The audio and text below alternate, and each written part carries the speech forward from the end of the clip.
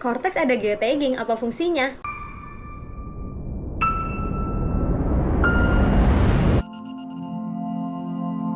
Oke, sebelumnya perkenalkan saya Santi, saya konsultan pajak terdaftar. Oke, nah mungkin teman-teman udah baca berita ya teman-teman kalau Cortex itu akan ada fitur yang namanya geotagging. Nah ini sebenarnya apa sih? Sebelum kita masuk ke geotagging, kita masuk dulu ke Cortex. Mungkin beberapa teman-teman ada yang belum tahu nih Cortex itu apa. Jadi secara singkat, Cortex itu adalah DJP online tapi versi lengkap teman-teman. Jadi kalau dulu kita untuk melaksanakan kewajiban perpajakan ada beberapa aplikasi yang perlu kita akses ya teman-teman. Nah, kalau sekarang kita cukup akses satu aplikasi yang namanya Cortex dan ini sudah web based ya teman-teman. Jadi nggak ada lagi install-install aplikasi kayak dulu nih di ISPT PPh 21 dan sebagainya. Nah, kalau sekarang kita udah akses melalui web based aplikasi Cortex ini. Nah, geotagging ini sebelum Cortex dan setelah Cortex apa bedanya? Nah, jadi sebelum Cortex, dia belum terintegrasi dengan proses bisnis registrasi NPWP. Jadi waktu kita registrasi NPWP tidak ada proses geotagging. Geotagging itu apa? Nanti kita bahas di bawah ya teman-teman. Lalu yang kedua, belum diterapkan atas semua jenis WP. Jadi hanya atas WP tertentu aja nih sebelum Cortex. Lalu yang ketiga, hanya dapat dilakukan oleh Fiskus. Jadi yang melakukan geotagging ini adalah Fiskus teman-teman.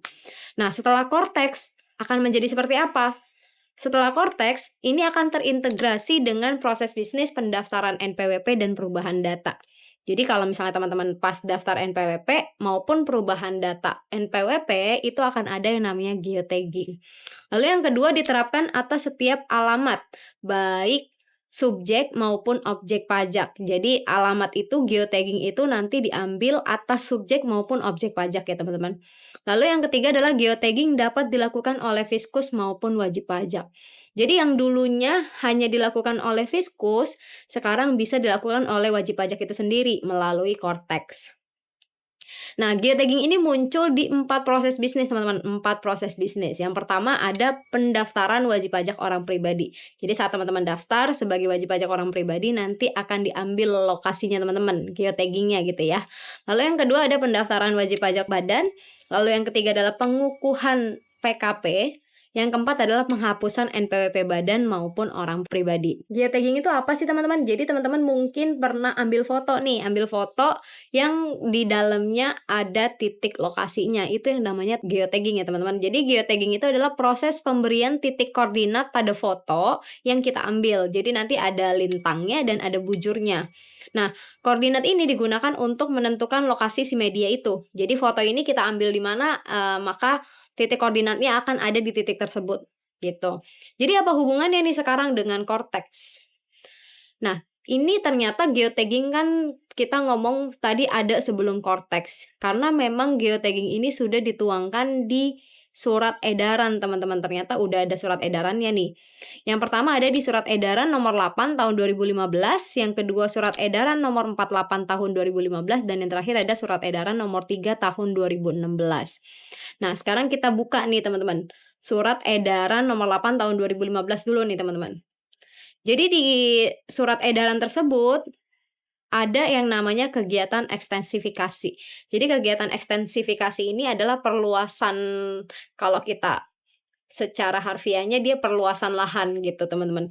Jadi kalau teman-teman pernah dengar istilah memburu pajak di kebun binatang, nah ini perluasan kebun binatangnya teman-teman. Perluasan kebun binatangnya yang disebut dengan ekstensifikasi. Artinya DJP akan memperluas, menambah jumlah wajib pajak. Jadi sekarang DJP fokusnya penerimaan pajaknya itu selain dari existing wajib pajak, DJP juga akan memperoleh yang namanya penerimaan pajak dari wajib pajak baru. Nah, jadi diharapkan yang ini sejalan sebenarnya dengan penerapan NIK sama dengan NPWP. Itu fungsi NIK NPWP supaya ada ekstensifikasi ini gitu teman-teman.